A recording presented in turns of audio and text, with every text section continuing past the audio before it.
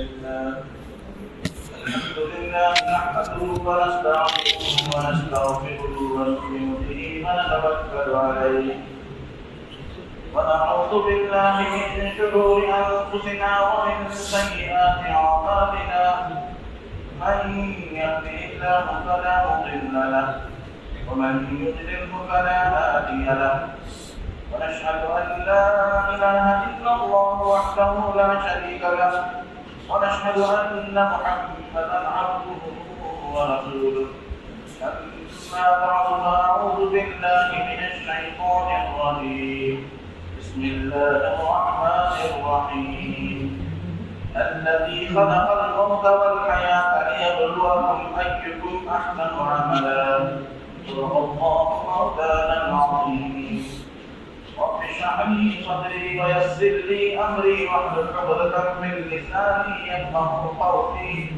سبحان ربك رب العزة عما يصفون وسلام على المرسلين والحمد لله رب العالمين اللهم صل على محمد وعلى آل محمد كما صليت على إبراهيم وعلى آل إبراهيم إنك حميد مجيد اللهم بارك على محمد وعلى آل محمد كما باركت على إبراهيم وعلى آل إبراهيم إنك حميد مجيد بزرگان محترم برادران اسلام جو آیت کریمہ تلاوت کی گئی یہ سورہ ملک کی آیت ہے سورہ ملک کے مطابق احادیث مبارکہ میں بڑے وظائف بیان کیے ہیں حدیث پاک میں ہے کہ جو بندہ رات میں اس کی تلاوت کرتا ہے وہ عذاب قبر سے محفوظ ہو جاتا ہے عذاب قبر سے محفوظ ہو جانا گویا اسے جہنم سے بھی محفوظ ہو جانا ہے کیونکہ حدیث پاک میں ہے جس بندے کا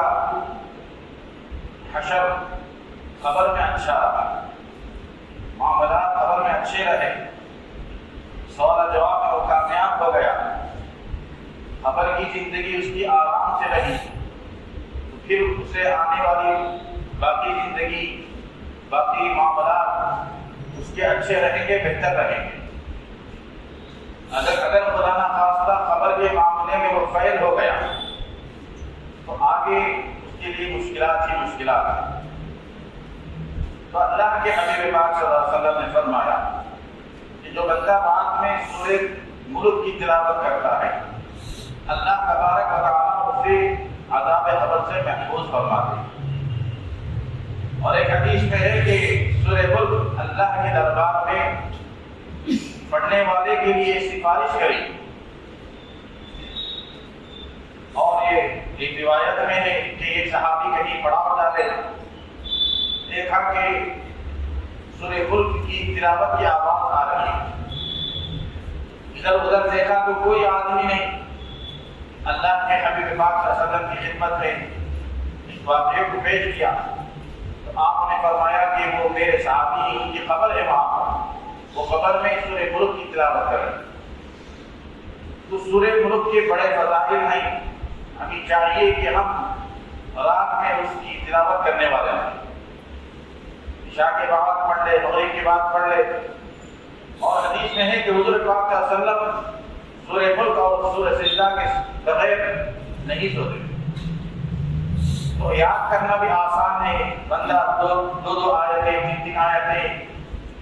روزانہ یاد کر لے تو یاد ہو جائے گا روزانہ پڑھنے کا معمول بنا لے تو بھی یاد ہو جائے گا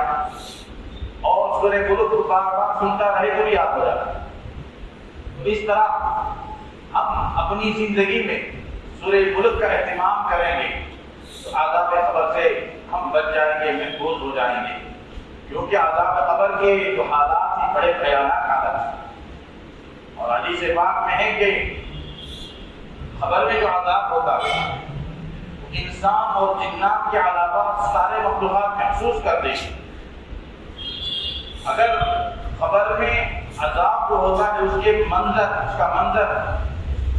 کسی انسان کو معلوم ہو جائے وہ اپنے مردوں کو دفن کرنا چھوڑ دیں، تو اللہ تبارک و تعالی ان سب حالات کو مخفی رکھیں گی تاکہ کوئی گھبرا نہ جائے، خوف نہ کھا جائے۔ تو خبر کے بڑے بھیانک حالت ہیں،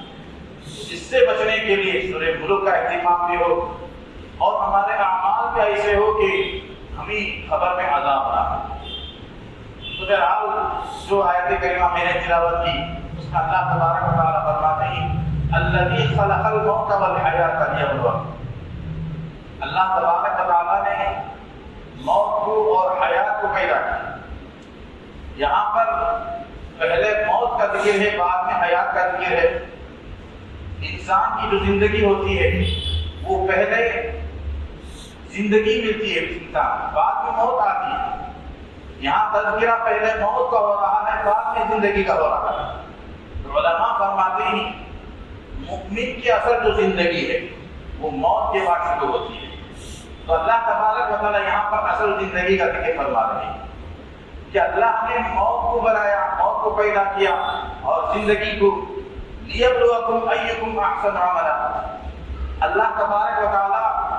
آزمانا چاہتے ہیں، دیکھنا چاہتے ہیں کہ تم میں سے کون اچھے اعمال کرتا ہے۔ دنیا میں اللہ تبارک و تعالیٰ ہمیں اپنی عبادت کے لیے بھیجی، اچھے اعمال کے لیے بھیجی۔ ہمیں پیدا کرنے کا مقصد صرف اور صرف عبادت ہے۔ وما خلقت الجن والانس الا ليعبدون۔ بہت سارے لوگ دنیا میں ہیں کہ ان کے جو کارنامے ہوتے ہیں وہ کسی نہ کسی مقصد کے تحت وہ کام کرتے ہیں۔ کوئی کہیں سفر پر جاتا ہے، اس کا ایک مقصد ہوتا ہے، کسی کا مقصد ہوتا ہے کاروبار کرنا، کسی کا مقصد ہوتا ہے علاج کرنا، کسی کا مقصد ہوتا ہے تعلیم حاصل کرنا، کسی کا مقصد ہوتا ہے رشتہ داروں سے ملاقات کرنا،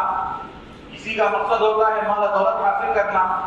تو اس مقصد کے تحت وہ سفر کرتا ہے۔ اسی طرح کہیں عمارتیں قائم کی جاتی ہیں، ادارے قائم کیے جاتے ہیں، تو ان سب کے ایک مقاصد ہوتے ہیں۔ تو اسی طرح اللہ تبارک و تعالیٰ نے انسان کو پیدا کیا، دنیا کو پیدا کیا، بغیر مقصد کے اللہ تبارک و تعالیٰ دنیا کو پیدا نہیں کیا۔ یہ دنیا اللہ تبارک و تعالیٰ نے جو بنائی ہے اور دنیا میں جتنے مخلوقات ہیں، اور مقصد ان سب کو پیدا کرنے کا کیا ہے کہ یہ مخلوقات، یہ دنیا انسان کو فائدہ دے سکے۔ اور انسان کو اللہ تبارک و تعالیٰ نے جو پیدا کیا کہ انسان اللہ تبارک و تعالیٰ کی عبادت میں رہے۔ اللہ تبارک و تعالیٰ کو ہماری عبادت کی کوئی ضرورت نہیں۔ کیا ہماری عبادت سے اللہ تبارک و تعالیٰ کی کبریائی میں اضافہ ہوتا ہے؟ اگر ہم عبادت نہ کریں تو کیا اس میں کمی آ جاتی ہے؟ حدیث پاک میں ہے کہ حضرت آدم علیہ السلام سے لے کر قیامت تک جتنے انسان ہیں، تمام انسان اور جنات مل کر اللہ تبارک و تعالیٰ کی فرما برداری کرنے لگے تو اللہ تبارک و تعالیٰ کی کبریائی میں ذرہ برابر فرق آنے والا ہے۔ اگر حضرت آدم علیہ السلام سے لے کر قیامت تک تمام انسان اور جنات مل کر اللہ کی نافرمانی کرنے لگے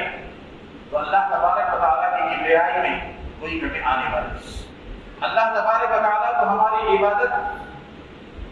سے کوئی فرق نہیں پڑتا، اللہ کو ہماری عبادت کی ضرورت نہیں ہے۔ ویسے تو پہلے سے فرشتے اللہ کی عبادت میں مصروف ہیں، کوئی فرشتہ قیام میں مصروف ہے، کوئی فرشتہ رکوع کی عبادت میں مصروف، کوئی سجدے میں، کوئی تشہد میں، کوئی ذکر اذکار میں، کوئی تسبیح میں۔ اور اسی طرح علماء فرماتے ہیں دنیا میں یہ جو درخت ہیں وہ قیام کی حالت میں ہیں، اللہ کی عبادت میں مصروف ہیں، اور اسی طرح چوپائے یہ رکوع کی حالت میں، اور اسی طرح مینڈک وغیرہ یہ تشہد کی حالت میں، اور کیڑے مکوڑے سجدے کی حالت میں عبادت میں مصروف ہیں۔ اللہ تبارک و تعالیٰ ان سب کا مجموعہ انسان کو دیا نماز میں کہ وہ اللہ کی عبادت کرے، اللہ کی عبادت میں مصروف ہو جائے۔ انسان کی خدمت کے لیے اللہ تبارک و تعالیٰ کیسے کیسے مخلوقات بنائے، چاند انسان کے فائدے کے لیے، سورج انسان کے فائدے کے لیے، اور زمین میں جتنے مخلوقات ہیں وہ تمام کے تمام انسان کے لیے اللہ تبارک و تعالیٰ بنائے، اور اللہ تبارک و تعالیٰ اپنی قدرت سے جو اپنے فرما بردار بندے ہیں ان کو بھی فائدہ پہنچا رہے ہیں،